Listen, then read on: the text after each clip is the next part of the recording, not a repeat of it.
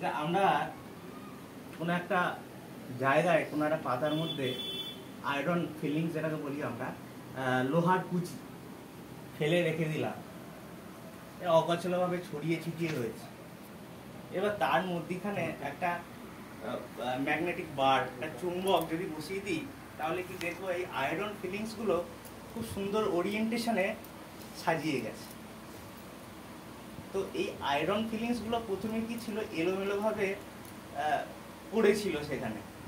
যখন আমি একটা ম্যাগনেটিক বার রাখলাম, চুম্বক রাখলাম, দেখলাম আয়রন ফিলিংসগুলো নিজেদের মধ্যে খুব সুন্দর একটা ওরিয়েন্টেড হয়ে গেছে, সাজানো গোছানো হয়ে গেছে। সেরকম আমরা যারা থাকি, ঠাকুরকে যারা ধরি নিই, তাদের জীবনটা কিন্তু এরকমই এলোমেলোভাবে থাকছে। এবার ঠাকুরকে যারা আমরা ধরছি, ঠিক চুম্বকের মতো ঠাকুর কাজ করছে। কেমন? এই যে আয়রন ফিলিংসগুলো যেমন ওরিয়েন্টেড হয়ে গেল, সেরকম আমরা ঠাকুরকে যদি যত ভালোভাবে ধরবো, দেখবো আমাদের এই এলোমেলো জীবনটা ততটা সাজিয়ে গুছিয়ে ওরিয়েন্টেড হয়ে যাবে। যেমন চুম্বকের ঘিরে যখন ওই আয়রন ফিলিংসগুলো ঘোরে, সেরকম ব্যাপার আর কি। তো আমরা প্রায়শই বলে থাকি যে এখন ধর্মকর্ম করে কি হবে, এত ছোট বয়সে ঠাকুরের দীক্ষা নিয়ে কি হবে। ঠাকুরের দীক্ষা নেওয়া, ঠাকুরের ধর্মকর্ম করার অনেক বয়স আছে, তো চাকরি বাকরি হয়ে যাবে, রিটায়ার লাইফ হয়ে যাবে, তখন আমরা ধর্মকর্ম করবো। কিন্তু তা কিন্তু না। আমরা ছোটবেলা থেকে যা শিখবো সেটাই কিন্তু আমার বড়তে গিয়ে সেটাই আমার ফল দেবে। ছোট থেকে আমরা যাই শিখবো। কেন বলছি এই ঘটনাগুলো? কারণ আমরা চলতে ফিরতেই দেখছি কত ঘটনা ঘটছে। এখন জেনারেশন কতটা খারাপের দিকে চলে যাচ্ছে।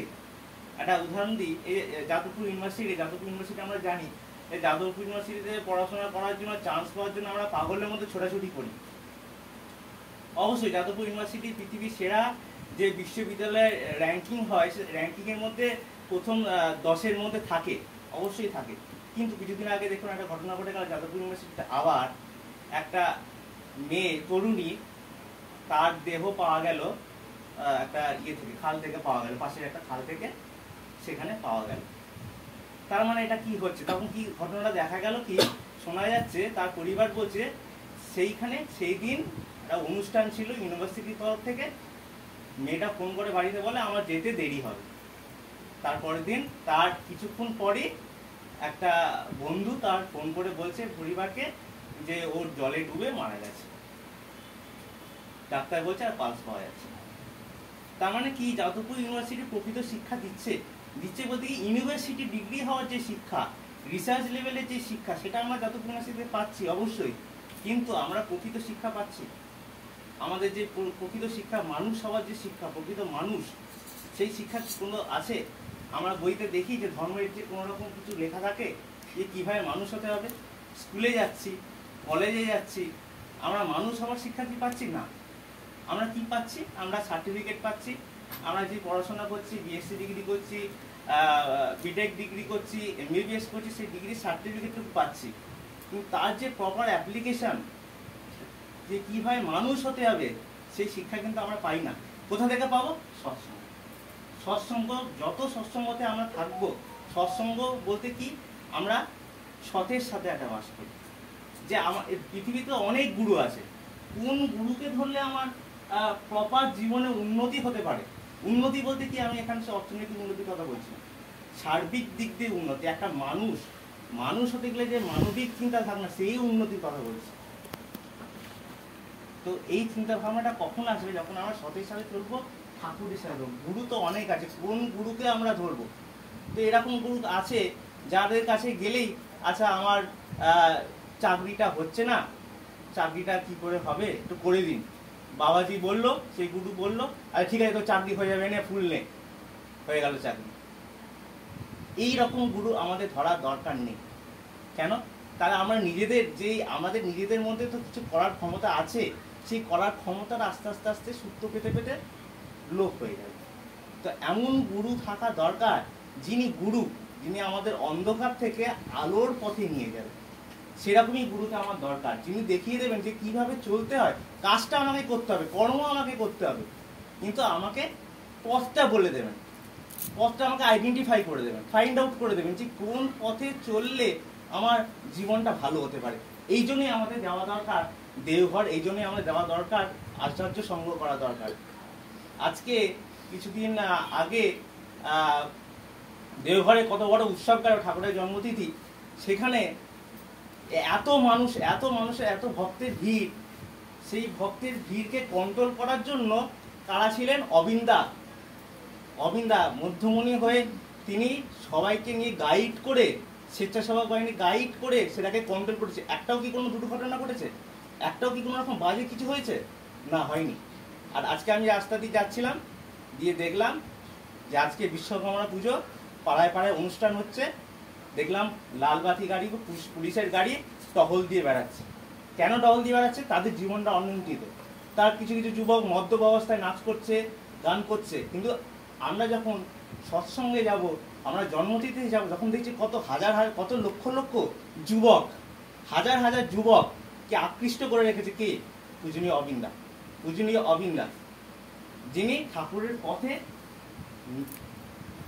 যে যেতে হবে তার জন্য চেষ্টা করছেন, সেই যুবকদেরকে আগলে ধরে তাদের মতো করে চেষ্টা করছেন যে তারা এখনকার জেনারেশন কি চায়, সেই রকম ভাবে চেষ্টা করে যাতে তারা ঠাকুরের হয়ে থাকে, ঠাকুরের পথে যায়। এটাই হচ্ছে আমাদের ঠাকুরের পথে যাওয়ার মূল মন্ত্র। এইভাবেই আমাদের চলতে হবে ঠাকুরের জীবনে। আমি একটা ঘটনা বলি শেষ করব, টাইম খুবই সীমিত। কিছুদিন আগে আমি দেওঘর গেছিলাম, এই প্রথম সেপ্টেম্বরে, এই মাসেরই প্রথম দিকে, প্রথম সপ্তাহে গেছিলাম দেওঘর। দেখি আচার্যদেবের কাছে বসে আছি, নাটবন্দরে বসে আছি, প্রচুর ভিড়, মানুষ আসছেন, সমস্যা নিয়ে যাচ্ছেন, নিবেদন করছেন দাদার কাছে। আচার্যদেব সেই দাদার কাছে নিবেদন করছেন। আচার্য দাদা কত সুন্দর করে বুঝিয়ে দিচ্ছেন, সমাধান দিচ্ছেন। যাদের যাদের মেডিকেল রিলেটেড প্রবলেম, ডাক্তারের খোঁজ দিয়ে দিচ্ছেন। যাদের যাদের পারিবারিক অশান্তি, তিনি বুঝিয়ে বলে দিচ্ছেন কাউরির মাধ্যম দিয়ে। কত সুন্দরভাবে একটা মেনটেন হয়ে সব কিছু কাজ হচ্ছে। তো এইগুলো দেওঘরে যারা এখনো যাননি, দীক্ষা হয়ে গেছে 10 বছর, 5 বছর হয়ে গেছে, 2 বছর হয়ে গেছে, তাদেরকে বলছি যান, দেওঘরে না গেলে বুঝতে পারবেন না যে সৎসঙ্গের কর্মকাণ্ড কেমন, কাকে দীক্ষা নিয়েছে, কার দীক্ষা নিয়েছেন। আচার্য সঙ্গ না করলে বুঝতে পারবেন না আপনি। আমরা তো কেউ ঠাকুরকে দেখিনি, ঠাকুরের সঙ্গ তো করিনি, কিন্তু ঠাকুর যে কেমন ছিলেন সেটা জানতে গেলে আমাকে আচার্য দেবের কাছে যেতে হবে, তার সঙ্গ করতে হবে। একটা ঘটনা বলছিলাম, আমরা বসেছিলাম আমি যে দাদার কাছে, আচার্য দাদার কাছে, দেখলাম একজন বাবা তার মেয়েকে নিয়ে হুইল চেয়ারে করে এসছেন। মেয়েটা হুইল চেয়ারে করে আস্তে আস্তে যাচ্ছেন, দাদার কাছে গিয়ে প্রণাম করলেন বাবা। মেয়েটা হুইল চেয়ারে বসেই দাদাকে প্রণাম নিবেদন করলেন। দাদা দেখলাম তাকে কাছে ডেকে নিলে, এদিকে আয়, নিয়ে বললেন, দাদা তুই খুব ভালো থাকবি, তোকে না খুব সুন্দর দেখতে, তুই খুব ভালো থাকবি, কোনোদিনও জীবনে হেরে যাবি না। মেয়েটা হুইল চেয়ারে, জানি না কি রোগ হয়েছে, হুইল চেয়ারে মেয়েটা, তখন দেখছি সে মেয়েটার চোখে একটু জল। দাদার একটা পরিবেশটাই একটা চেঞ্জ, এটা বলে বোঝানো যাবে না, পরিবেশটা একটা চেঞ্জ হয়ে গেছে, টোটাল এনভায়রনমেন্ট চেঞ্জ হয়ে গেছে। দাদা হুট করে হাসছেন, দাদা এই খুব ভালো, তোকে না খুব সুন্দর দেখতে, তুই খুব ভালো থাকবি, জীবনে কোনোদিন হেরে যাবি না কোনো কাজে, ইচ্ছা শক্তিটা প্রবলভাবে বাড়িয়ে যায়। দাদা এইভাবে বলছেন। পাশে লোকে বলে, এই অমুক লোককে ডাকলেন, একে বললেন, এর সাথে আমার একটা একক ছবি তুলে দিত, একটা সেলফি তুলে দিত। আমি জীবনে এরকম ঘটনা দেখিনি, আমি বলছি, শেয়ার করছি, এটা বলতে বাধ্য হলাম, কারণ এরকম ঘটনা আমি দেখিনি। দাদার কাছে গেলে কেউ লুকিয়ে ফটো তুলছে, কেউ তুলছে, দাদা খুব রেগে যাচ্ছেন। কিন্তু এরকম দেখিনি যে দাদা নিজে ডেকে বলছেন, ওর সাথে আমার একক একটা ফটো তুলে দিত। খুব সুন্দরভাবে দাদা ফটোটা তুললেন, তারপর এই কথাগুলো বললেন। লাস্টে বললেন যে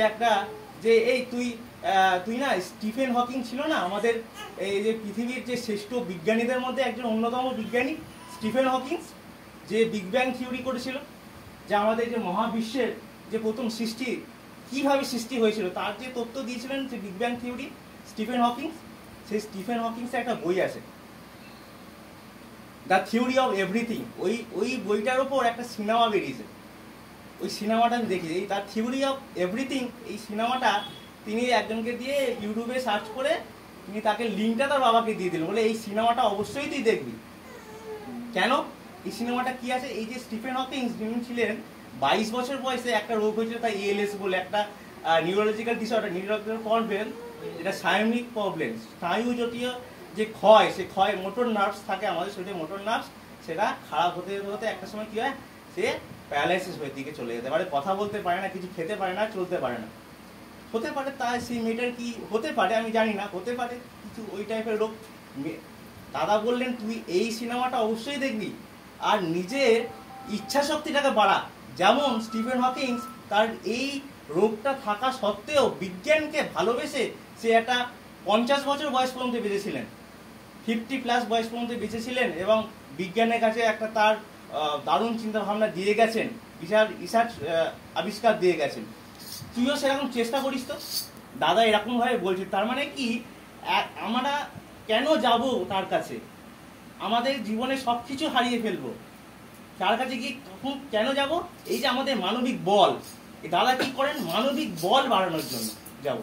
পূজনীয় অমিনদা বলছেন যে তার বাবাকেই বলছেন, আচার্যদেরকেই বলছেন, আচ্ছা আমাদের তো সৎসঙ্গ জগতে অনেকেই আছে, অনেক বড় বড় কোম্পানিতে চাকরি করে, আমরা যদি একটা কনসালটেন্সির ব্যবস্থা করি যে সবার তাহলে চাকরিটা ভালো জায়গায় হয়ে যায়। তখন দাদা বলছেন না, এই কনসালটেন্সি কাজ করা আমাদের নয়, আমাদের কাজ করা হচ্ছে এমনই মানুষ সমস্ত কিছু হারিয়ে ফেলবে, তারপর